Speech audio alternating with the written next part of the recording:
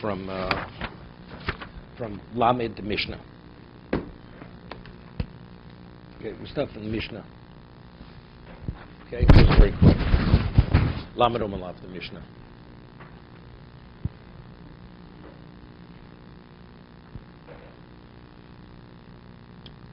Okay.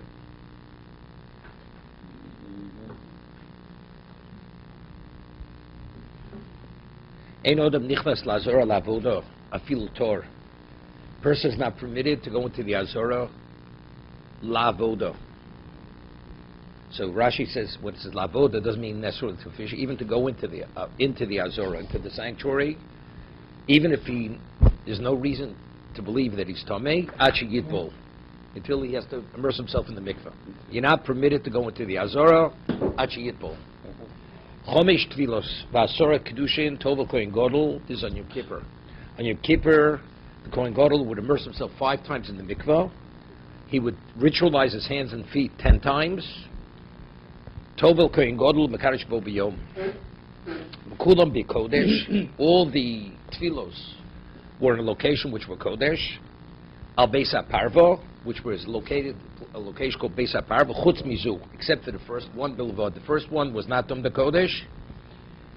And why? Because the first one was to officiate in what capacity? For the not Avodas Yom Kippurim. It was to officiate the regular Talmud.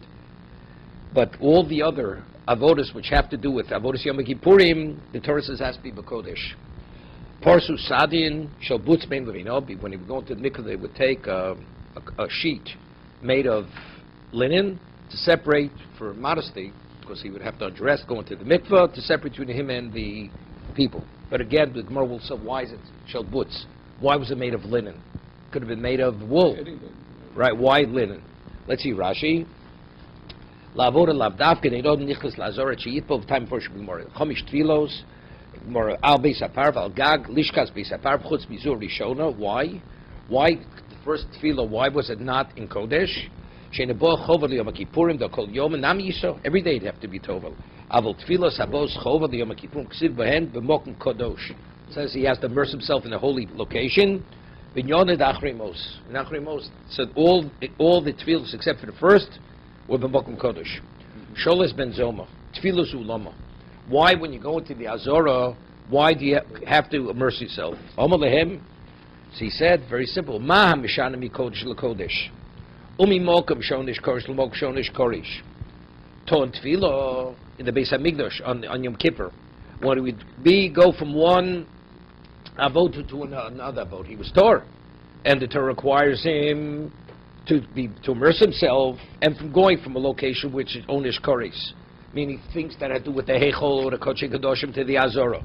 The Torah requires tefillah. Habeshanim yichol kodesh mok sheino onish korish l'mok shonish korish eno dishnon tefillah. So he's going from a whole setting, a non-consecrated setting, to a holy setting, or for a setting where it's outside Beis Hamikdash, where there's no liability of koreis if you're tomei, to a location where there is a liability of koreis, definitely requires tefillah. So according to Ben Zoma, what is the base for tefillah? It's a doraisa, it's a kal v'chomer. He's drawing kal v'chomer. Review the Omer Srach tefillah, it's purely rabbinical. What is it? Because if you require him to go to the mikveh, maybe all of a sudden we'll start thinking maybe he contaminated himself in the past and he forgot about it. So this will remind him if there was a contamination in his past. But really it's purely srach tefillah, to only give him a relationship to tefillah. Let's see Rashi. Maybe there was Tumi Yishana, he came in contact with a sheriff, he forgot about it. No, it could have been 3 years ago. Or it could have been last time you went to the mikveh. Since the last time you went to the mikveh, right? So they have first the Kohen, they officiated, it was 24-week rotation. Right, so, except for the regalim. Let's see Rashi. Filozu shel koshachris lomel litor. Ma mishane mikodesh kohen gadol shb'chomish tfilos b'yom kippur mishtanos. Both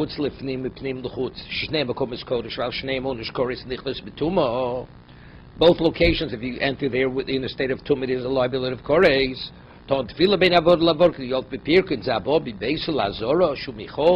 Ela Kodesh, definitely, that's benzoma. Rabbi Yehuda says, no, srach tefillah hizu, ein kan chovim min haTorah. No, the reason why I have to be tovel, it's not a doraisa, ela srach v'litvos b'shem tefillah. He should be attached to tefillah, k'dei lalos halev, he should think, shein tefillah el t'meim, he thinks to himself, tefillah is only if you're tomei. V'los libo m'yeshol of tumah, maybe in the past that he came in contact with tumah. V'yiska tumah yeshol sheishol, maybe there's an old tumah in the past. V'shocha, and he forgot about it. V'yifrosh milovo, Lazora, knowing he has to be Tovel, will think, what I have to be Tovel?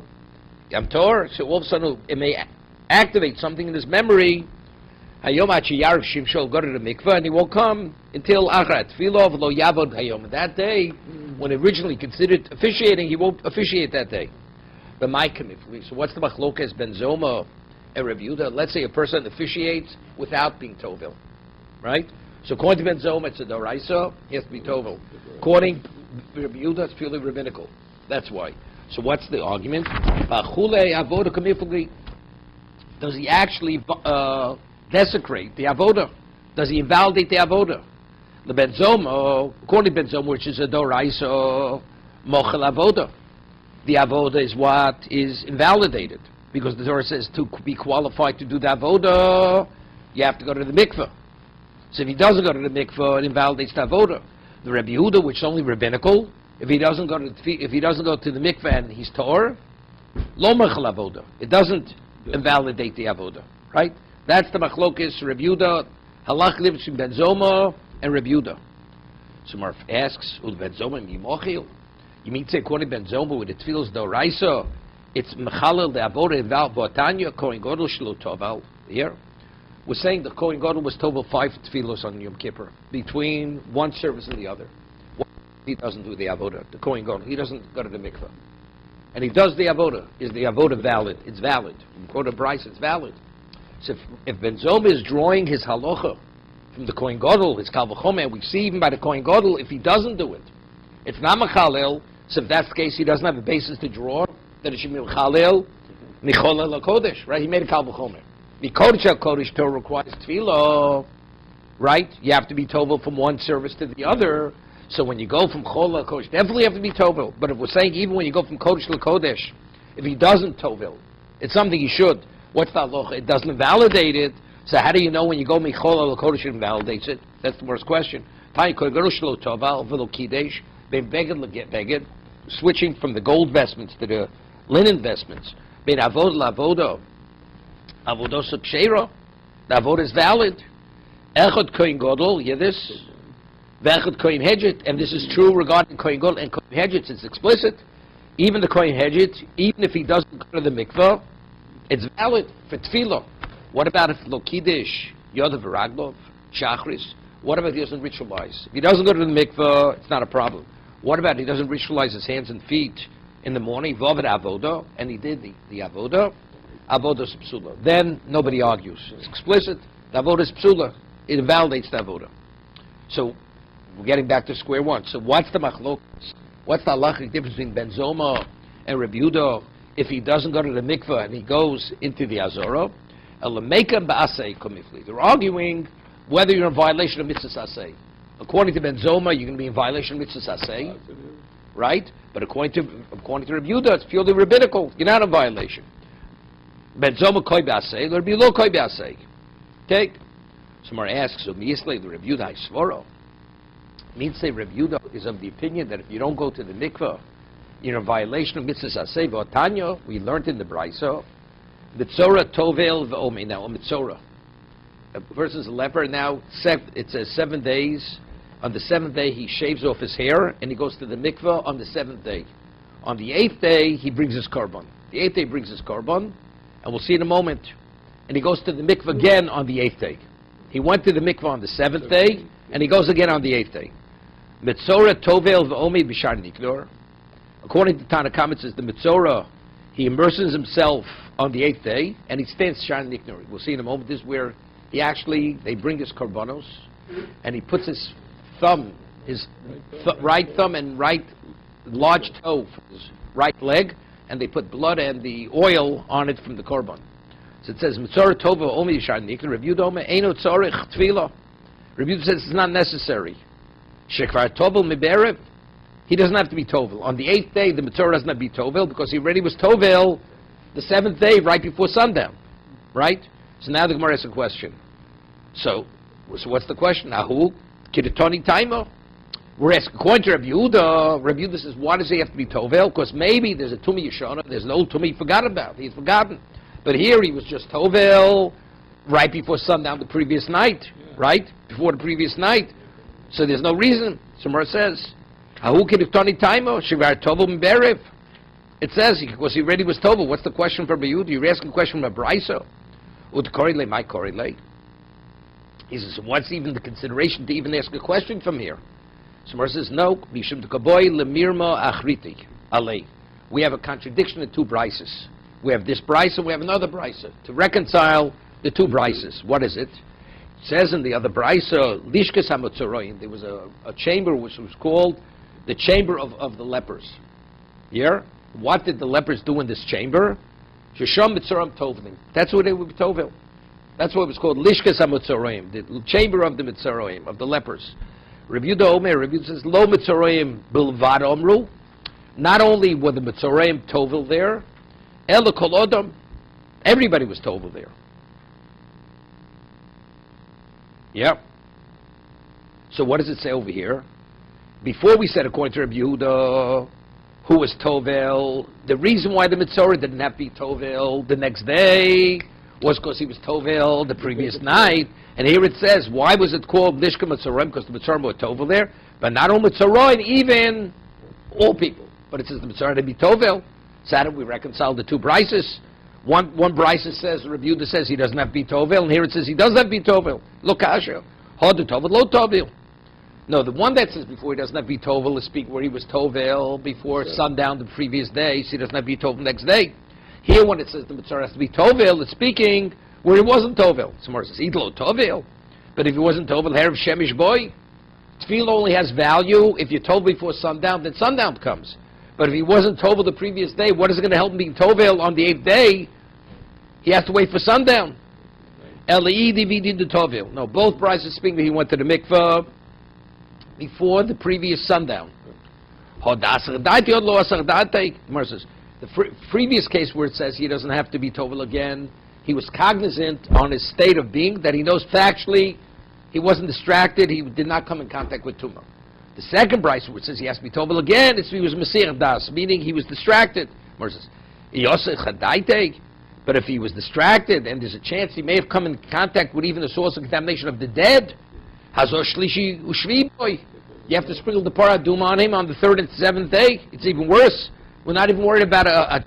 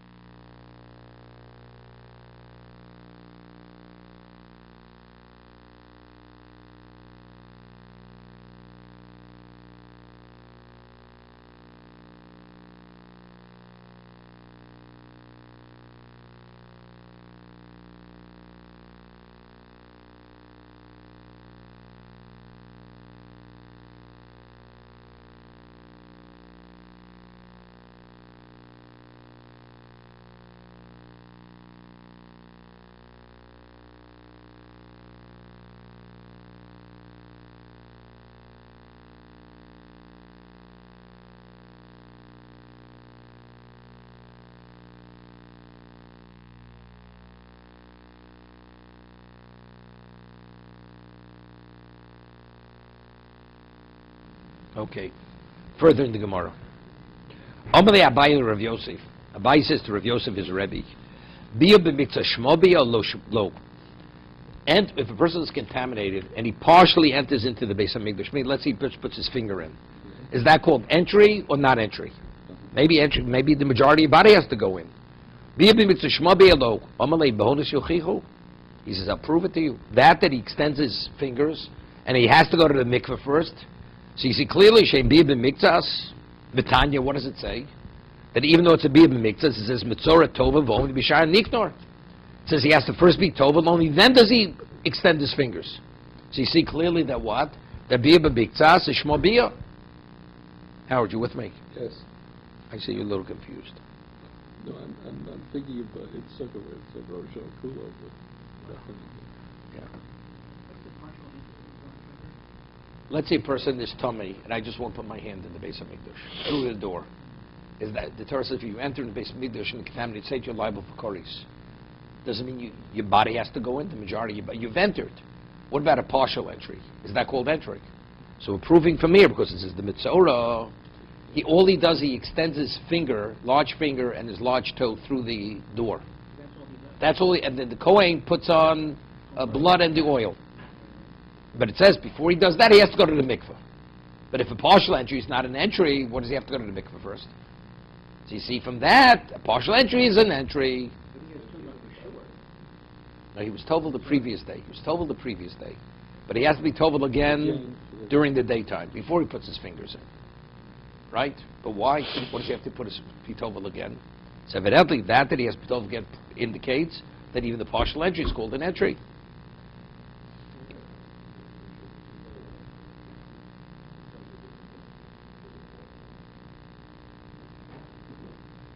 Yeah, always that. Yeah, by Tumas Migdosh. Wow. That's something else. Now that has to do with Akira and Nocha, because that's who you are. It's not your hand. Because there, the Gemara says, because the hand identifies with the body. So if the body didn't move, the hand is irrelevant. No, if you pick up something from Rosh Hashanah, take it into Rosh Hashanah, it's unrelated to your body. There you've transported, because the object, you took the object from its location. But let's say you extend your hand inside the Rosh Hashanah, and the Balabais would put it in your hand.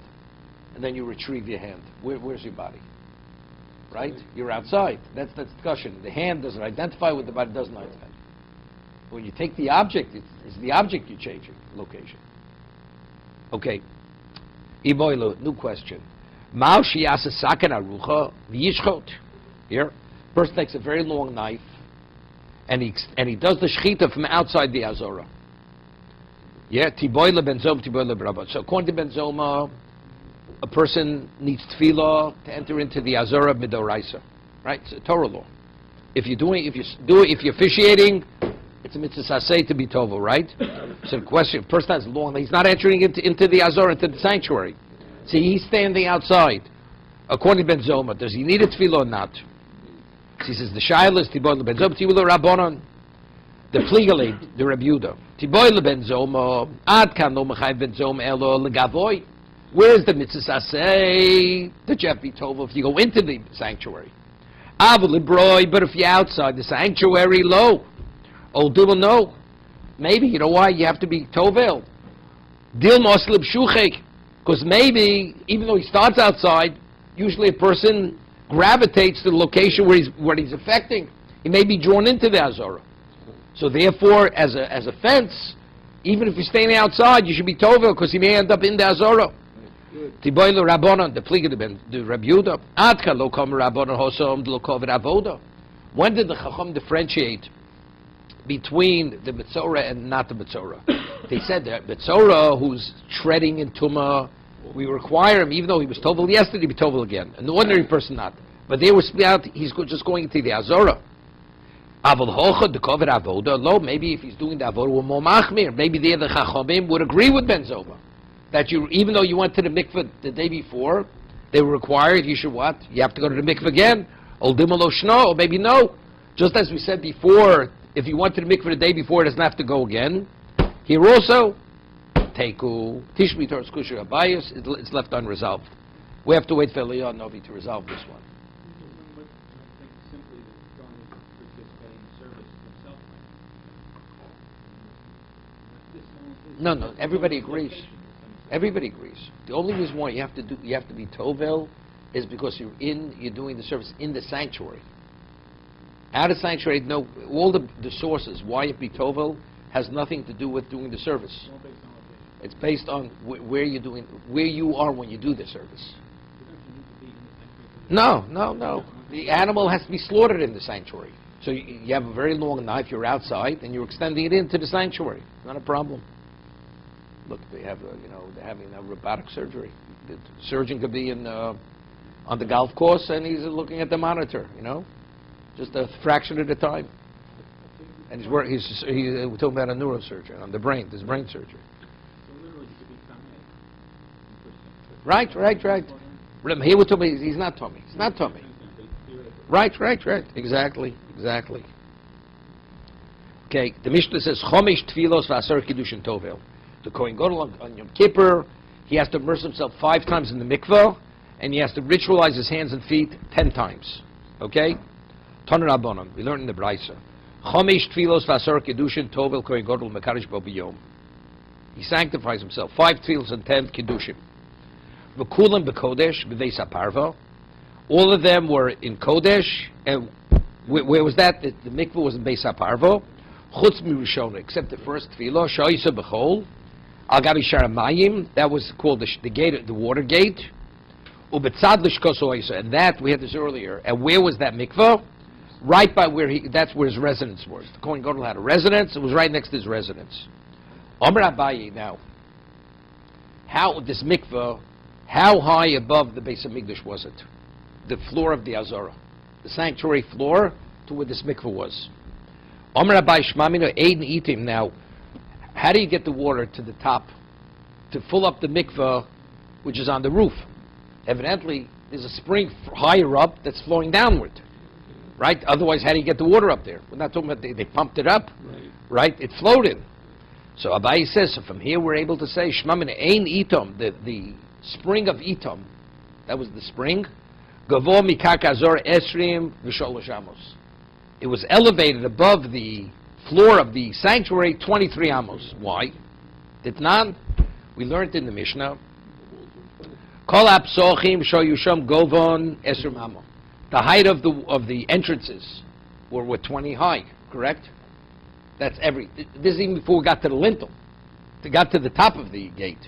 Just from floor to the bottom of that lintel is 20 amos. And how wide were all the gates? Ruchavan Eser amos. And it was 10 across. 20 high, 10 across.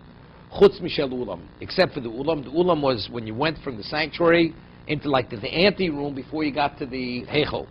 How high was that? That was 40 amos high, 20 across. Okay? Right. Good. V'tanya, and we learned in the Brisa, v'rochatz b'sor b'moyim. It says he must wash his flesh in water. What does that mean? B'mei mikveh. Rochatz is speaking, immerse himself in the mikveh. Kol b'soro.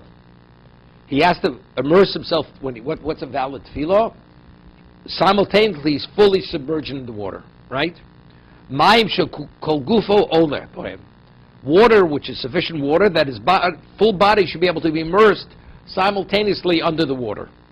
V'kamehain. Now, what is the dimension of that location that's able to contain enough water to cover his body totally? Ama alamo, an ama by an ama width, which is not important for this. Berum amo, 3 amos in height.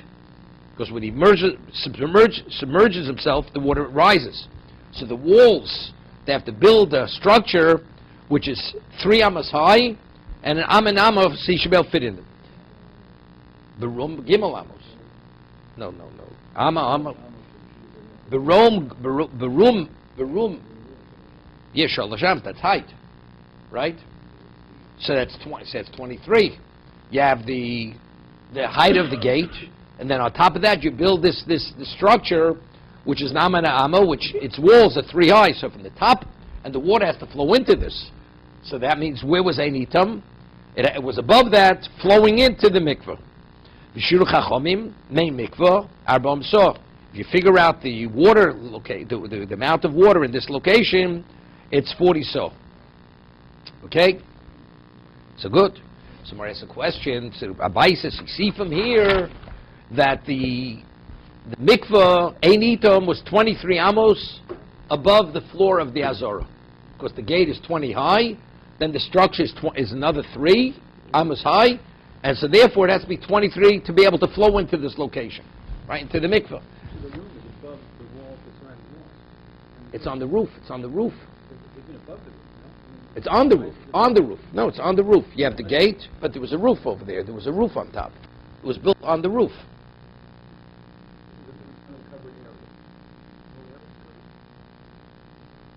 The gate goes into it's covered the area. Yeah. Somewhere asks a question. Aivoiko amo tikra v'amo mazivo. Normally, when you build an entranceway, what's his name? You have the lintel is an amo, and then you had plaster and other things, cement to hold it. On that, the Gemara says no. Says if that's the case, it should be 25. Right? Why 23? We're saying it's 20, and then the structure's 3. But according to what we're saying now, if you say whenever you built the gateway, what's on top, you have the lintel is 1, and on that you had another arm of plaster to reinforce it. On that, the more answer, Sharon Beis Hamikdash came the Shisha. Ninu, since they were made of marble, which is stone, B'mashu Avdulay. If you construct something with wood and plaster, okay, so you have to secure it, but if it's made of marble, you need nothing. It could be a very small, thin strip. Somewhere says, it's more than 23. What is Abai saying? It was only 23? It's 23 and a little bit more.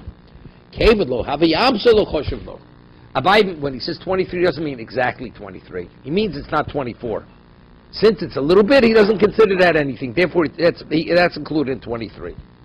Okay? What does it say in the Mishnah? They would take a cloth made of linen, and they would spread it like a sheet, and then he would immerse himself in the mikveh. The Kohen Gadol, but why is it important for us to know what it's made of? Linen, it was made of wool, it was made of who knows what. It's irrelevant what it's made of, right? Maishno shel butz, kidom Rav Kano, the Kohen Gadol on Yom Kippur, what do you have to do? He went back and forth, big days of gold vestments and linen vestments. This is to remind him that today is a day that he's going to have to wear linen vestments. As a reminder. Okay?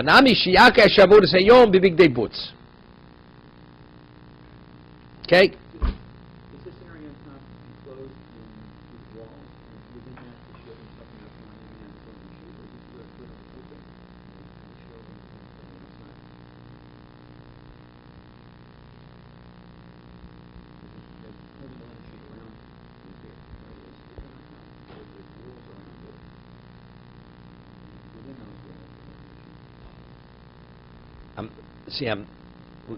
This is speaking about. This was the first tefillah.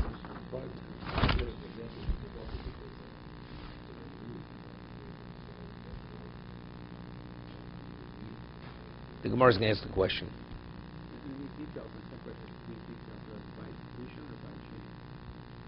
But it was Vayechi. Okay. Could be Vice Rishon too, I don't know.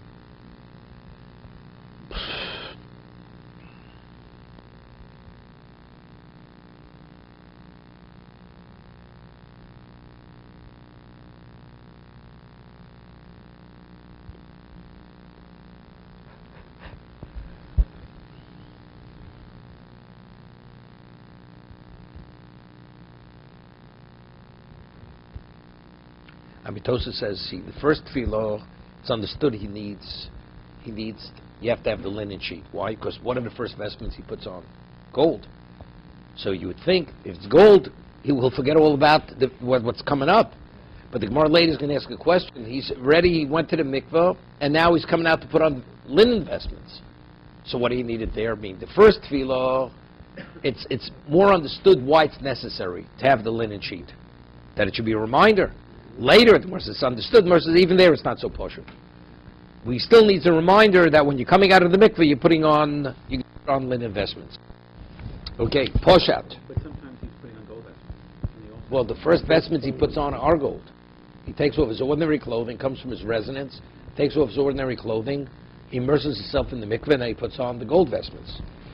Poshat yorad, it says poshat means he undresses his ordinary clothing. Right? We told him he's coming from yorad v'toval. He went down, immersed himself, all of it is stopping. He comes out, he dries himself off. He vilo big days off. So the first vestments they bring him are his gold vestments, right? V'lovash, and he puts them on. V'kidesh yodav v'raglov. Okay, let's talk. When did he ritualize his hands and feet? After he put on the gold vestments, not before. Not when he was undressed, it was when he was dressed. Right? Hevilos atomid, they brought him the communal morning offering. Korzo means he shechted it. He did the shchito. Right? Umirik acher, shchita al yodo. Now, because he was in the rush, he was the only one who's qualified to do the avoda. So he would only slaughter the majority, and he would let somebody else to continue, and he immediately took the cup to catch the blood. Kibelas adam v'zorko, he would receive the blood of the tomid, sprinkle it. Nichnas lakti Torah shachar. Now, with the morning incense offering, he'd have to go into the heichel. He would go in with the gold vestments, like he did every day year, and he would sacrifice the Ketores, shel shachar, ulehetiv saneros, and also to prepare the wicks, clean out the menorah, ulakriv sarosh v'saivorim, to sacrifice the head of the tomid and the different parts of the tomid. V'saivorim, v'sachavitim, v'sayayin, v'sayayin. Torshel shachar yisakrev bein dam levorim. Okay? The Torshel shachar, when did he? It says, after he sprinkled the blood, he would go and he would sacrifice the incense, then he'd go and he would sacrifice the head and the ivorim. Shal bein arbayim, what about the incense that was brought in the afternoon? It was divided in half, part in the morning, part in the afternoon. Bein ivorim l'nesochim. That was between the ivorim of the tomid shal bein arbayim and the wine libations that he would pour. If he was an old man, he couldn't tolerate the cold water. So, it was difficult for him to immerse himself. O istinis, or he was very delicate. He had a very delicate constitution, and he couldn't tolerate the cold water. He uses the word picky. He says picky. Oh, it's grown. Finicky. Mechamen lochamen, they would have heated water, not on Yom Kippur. They would have heated water before Yom Kippur. Umatil tochatzonon, and they would pour it into the cold water of the spring, of the mikveh. To take out the chill out of the water. Right? So it should be tolerable for him. He should be able to go into the mikveh. Okay? But it says in the Mishnah, when was he mekadosh his hands? After he'd be tovel, put on his gold vestments, then he ritualized his hands and feet. Amru Rabbonon Kamid Rav Papa, the Talmidim of Rav Papa said to him, seemingly Hodlo Rav Meir. The Mishnah is not going like Rav Meir. Why? Rav Meir Kevin the Amatrei Kedushi Alavisha Ovid. He says, Rav Meir says you need 2 kedushim when it comes to dress. You have to ritualize your hands twice before you get dressed and after you're dressed. And what does it say in the Mishnah? He only ritualized his hands once. It says after he was dressed, then he would do the Kiddush Adam Regalam, then he would ritualize his hands and feet. So it seems to be the Mishnah is not going like Rav Meir.